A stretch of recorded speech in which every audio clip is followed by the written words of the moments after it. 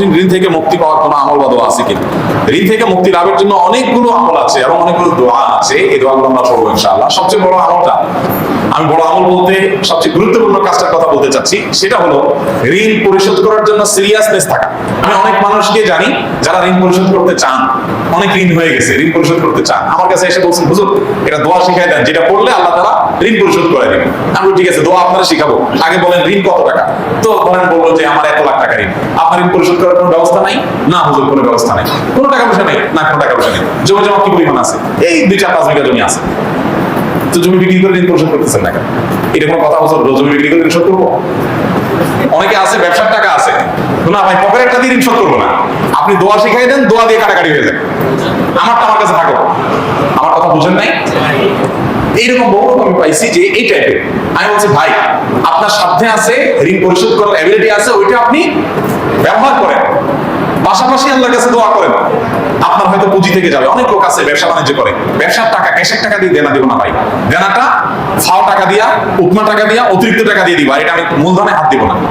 তো এইটা কখনো প্রকৃত অর্থে ঋণ পরিশোধ করার শুদ্ধ চিন্তা হতে পারে না। মনে রাখতে হবে, আমি নিজে আমার ঋণ পরিশোধ করাটাকে যদি ফরজ মনে করে দেখি, এটা ফরজ, এই ফরজ যদি মনে হয় আমার এবং যদি বিশ্বাস থাকে এটা, তাহলে আমার যদি ভিটাও বিক্রি করা লাগে তারপরও আমাকে ভিটা বিক্রি করে ঋণ পরিশোধ করতে হবে। আপনারা অনেকে মাসআলা জানেন, মানুষের মৃত্যুর পর তার যা রেখে যাওয়া সম্পদ, ঘর বাড়ি জমি জমা ভিটা মাটি ব্যাংক ব্যালেন্স, এগুলো দিয়ে সর্বপ্রথম কোন কাজটা করতে হয়? ঋণ পরিশোধ করতে হয়।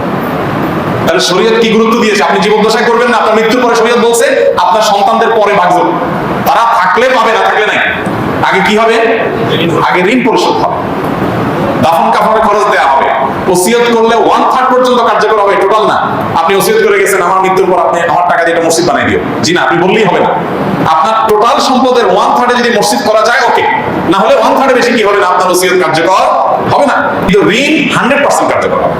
আমি কি বুঝাতে পারছি? এত বড় গুরুত্বপূর্ণ বিষয়। আমাদের অনেক ভাইরা চিন্তা করেন ঋণ পরিশোধ করতে জমি বিক্রি করে ফেলে, তাই আমি কি খাবো, কি করবো? আরে ভাই এমন একটা রোগ হয়েছে আপনার, যে রোগে ট্রিটমেন্ট করতে গিয়ে সব ভিটামিন বিক্রি করা লাগতেছে, না হলে ট্রিটমেন্ট হচ্ছে না, আপনি কি করবেন? আপনি বলবেন না সব বিক্রি করে ট্রিটমেন্ট করলে হবে নাকি? ট্রিটমেন্ট অল্প অল্প কিছু দিয়ে করি, আর এগুলো আমার থাকুক, আমি কবরে নিয়ে যাবো, এটা বলবেন আপনি? আমার আগে জীবন বাঁচক, সম্ভব হবে ইনশাআল্লাহ। ঠিক একইভাবে ঋণ পরিশোধ করি, আমার ঈমান বাঁচক, তারপর সম্ভব। আমাদের দেশে কেউ কাউকে ঋণ দিতে চায় না। আপনারা একটা হাদিস অনেকে শুনেছেন, কোন কোন ক্ষেত্রে দান করার চাইতে ঋণে সওয়াব বেশি, সেটা একটু বুঝতে অসুবিধা হয়। দান করার চাইতে সওয়াব বেশি হয় কেমনে? আবার দান তো দিয়ে দিলাম, ঋণ তো দিলাম, আবার নেবো এই নিয়তে, তাহলে দিয়ে দিলে তার চাইতে আবার ঋণে সওয়াব বেশি কিভাবে হয়? এর অর্থ হলো যে কোন কোন খাতে, ধরেন এক জায়গায় আপনি একটা মসজিদে এখন 2000 টাকা দিলেন, মসজিদে আপনার 2000 না দিলে অসুবিধা হবে না, আরো লোন দেওয়া আছে। এই দানের চাইতে আরেকটা হয়তো 2000 টাকা লোন দিলে অনেক উপকার হবে, ওই লোনটা বেশি সওয়াব। কথা কি বুঝতে পারছি? কয়েক গুণ বেশি সওয়াব দিতে আসছে। এই জন্য ঋণ পরিশোধ করার প্রবণতা, ঋণ পরিশোধ না করার প্রবণতা আমাদের সমাজে ব্যাপক আকারে হওয়ার কারণে ঋণ দেওয়ার ইবাদতটা হারায় গেছে সমাজ থেকে। এই জন্য সবাই ঋণ পরিশোধ করার ক্ষেত্রে দায়িত্বশীল হবো ইনশাআল্লাহ। নবী করিম সাল্লাল্লাহু আলাইহি সাল্লাম বলেছেন, তোমাদের মধ্যে সবচেয়ে ভালো মানুষ হলো সে যে ঋণ পরিশোধ করার ক্ষেত্রে ভালো মানুষের পরিচয় দেয়। দোকান থেকে বাকি নিয়েছেন, আপনি পরিশোধ করার ক্ষেত্রে ভালো মানুষের পরিচয় দিলেন, অর্থাৎ যা বললেন কথা জবান রাখলেন। আপনি খান না খান, আপনার থাকুক না থাকুক, আগে পাওনাদারের পাওনা পরিশোধ করবেন। এরকম আন্তরিকতার চেষ্টা থাকবে তো ইনশাআল্লাহ? আপনার এই চেষ্টা আছে, আন্তরিকতা। এরপরে আপনি আমাকে বলেন হুজুর দোয়া শিখাই দেন, এবার আমি দোয়া করবো। কথা কি বুঝতে পারছেন? এতগুলো কথা বললাম এই জন্য যে আপনার টাকা পয়সা সব আপনি রেখে দিয়ে এরপর বলছেন হুজুর আপনি দোয়া শিখিয়ে দেন, আপনার দোয়া দিয়ে ঋণ কাটাকাটি হয়ে যাক, আমার টাকা আমার কাছে থাকবে। এই 2 নম্বরই করা যাবে।